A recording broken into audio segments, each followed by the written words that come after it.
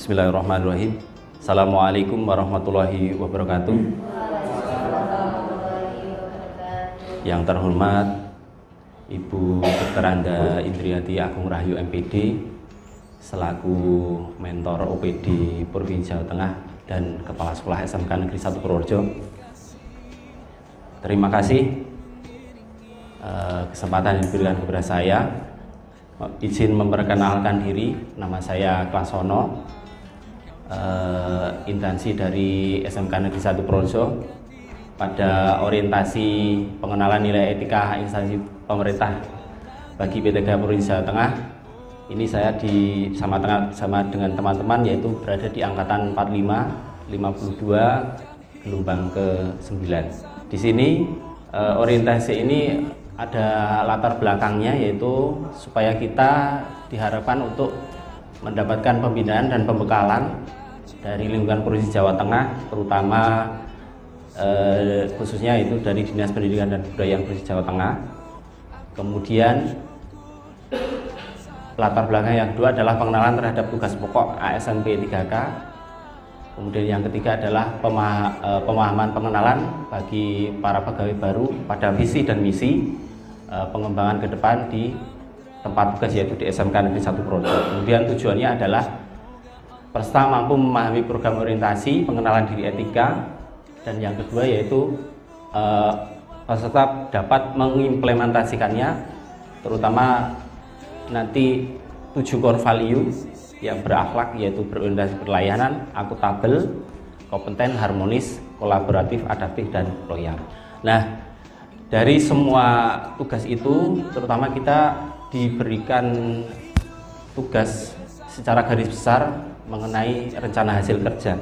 Rencana hasil kerja yang kita susun itu adalah sebuah dokumen untuk perencanaan yang berisi tujuan target yang diharapkan untuk kita capai pada unit kerja dalam periode waktu tertentu, biasanya dalam waktu 1 tahun.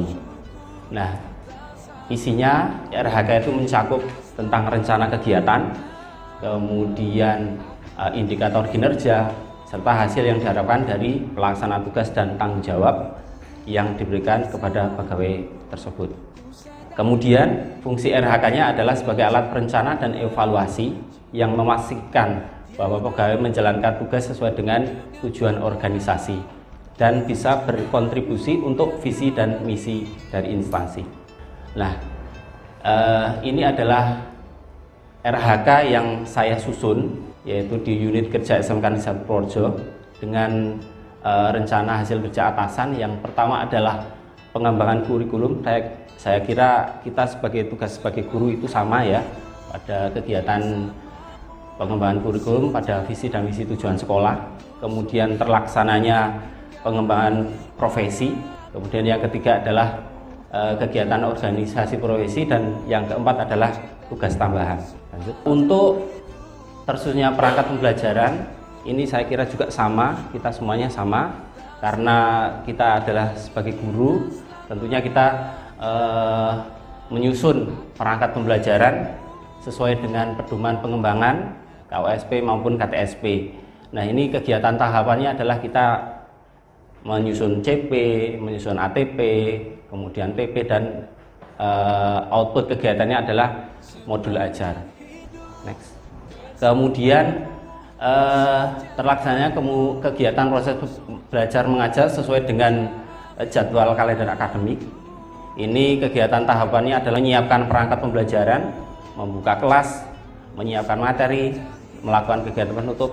Kemudian kita juga diberi tugas, karena kita sebagai pengajar itu kita akan mengetahui tolok ukurnya itu dengan tersusunnya soal untuk asesmen. Nah, kegiatan tahapannya adalah menyusun alat ukur asesmen sesuai dengan mata pelajaran. Kemudian outputnya adalah tersusunnya perangkat asesmen.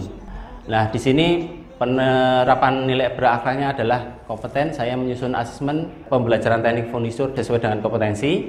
Kemudian loyalnya adalah saya berkomitmen menjaga kerahasiaan alat ukur soal pembelajaran teknik furnitur untuk ulangan harian, tengah semester maupun pada akhir semester. Lanjut.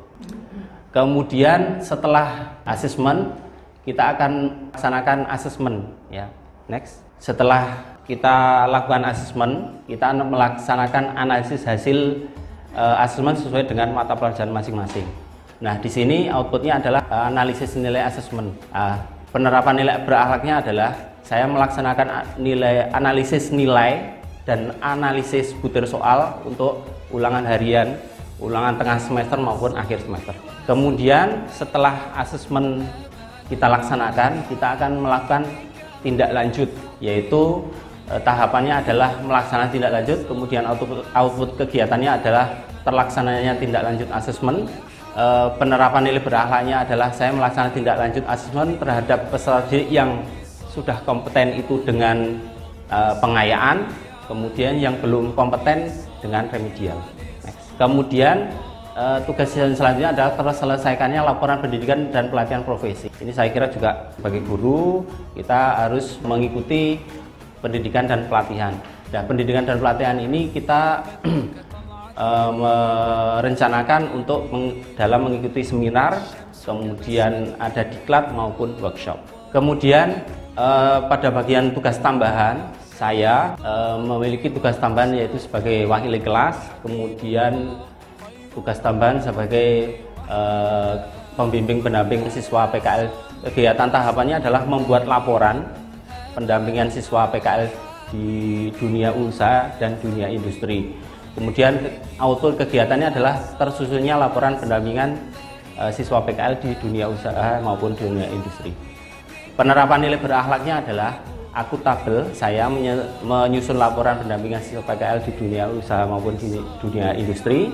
Kemudian kolaboratif dan harmonis, itu saya bersama dunia usaha maupun dunia industri bekerja sama untuk pembimbingan siswa PKL supaya berjalan dengan baik dan tepat waktu.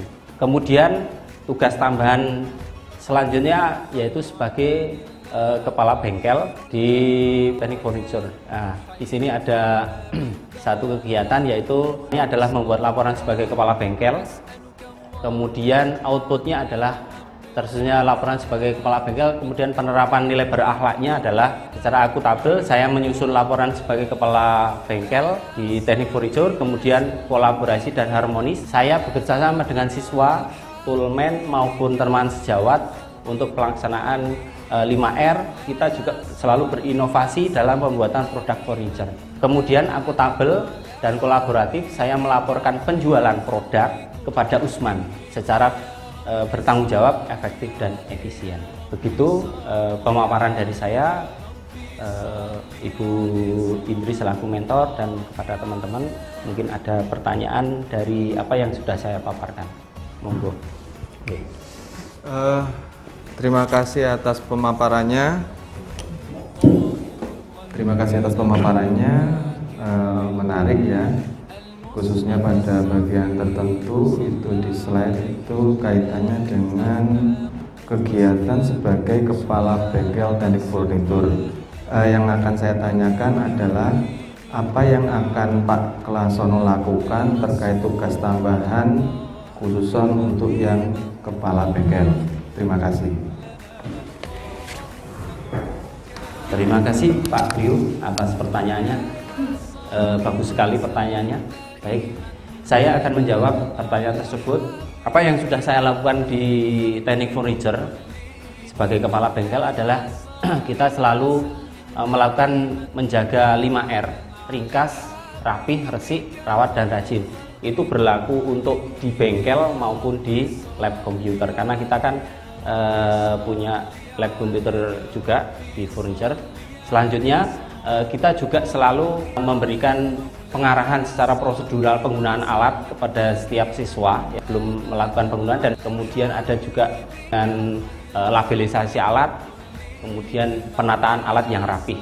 Kemudian selain kita membuat furniture, dari sisa hasil limbahnya itu kan banyak sekali sebetulnya. Nah, di sini saya dengan teman-teman secara berkolaboratif, saya bersama-sama itu melakukan pengolahan limbah ya.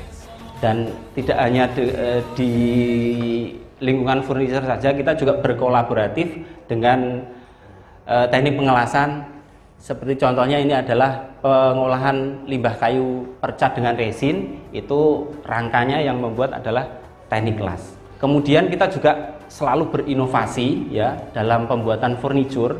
Di sini kita ada yang membuat meja dan kursi dari batok kelapa, dan yang baru kemarin itu kita buat kursi dari anyaman gedobok pisang. Ini kita berkolaborasi dengan teman sejawat, dengan siswa, dengan tulmen. Kemudian, nah ini selain pengolahan limbah dari kayu masif atau kayu yang kayu biasa itu, kita olah kayu olahan itu yang misalnya seperti triplek, kemudian kayu olahan tag block itu kita olah lagi supaya biar bisa bermanfaat dan memiliki nilai jual. Karena kita memiliki slogan di furniture itu, produk yang kita hasilkan itu harus memiliki nilai jual sekecil apapun. Itu mungkin itu yang bisa saya sampaikan. Terima kasih atas pertanyaan, mungkin semoga bisa menjawab pertanyaan. Demikian mungkin dari Ibu selaku mentor.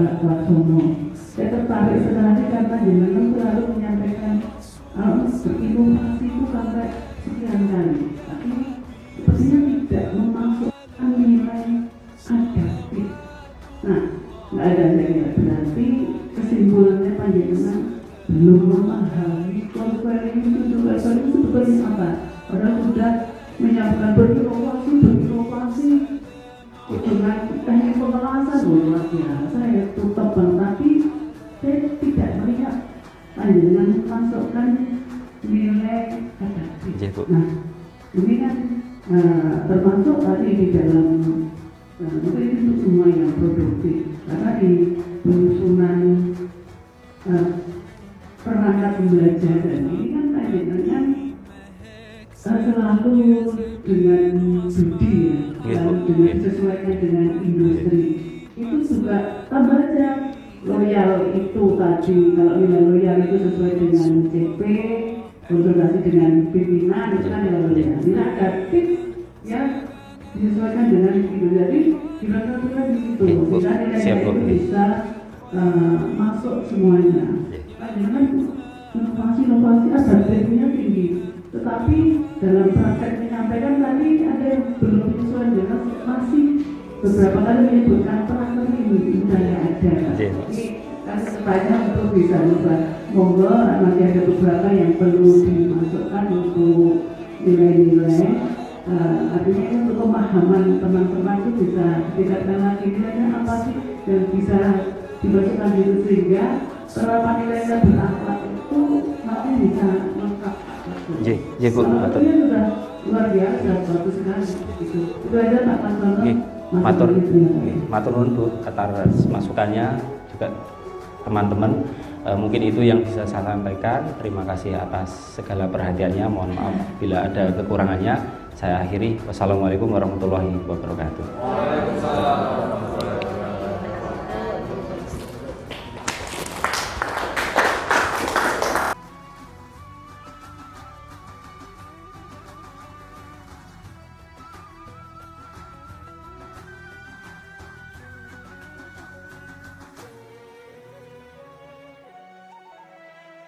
Ya Nabi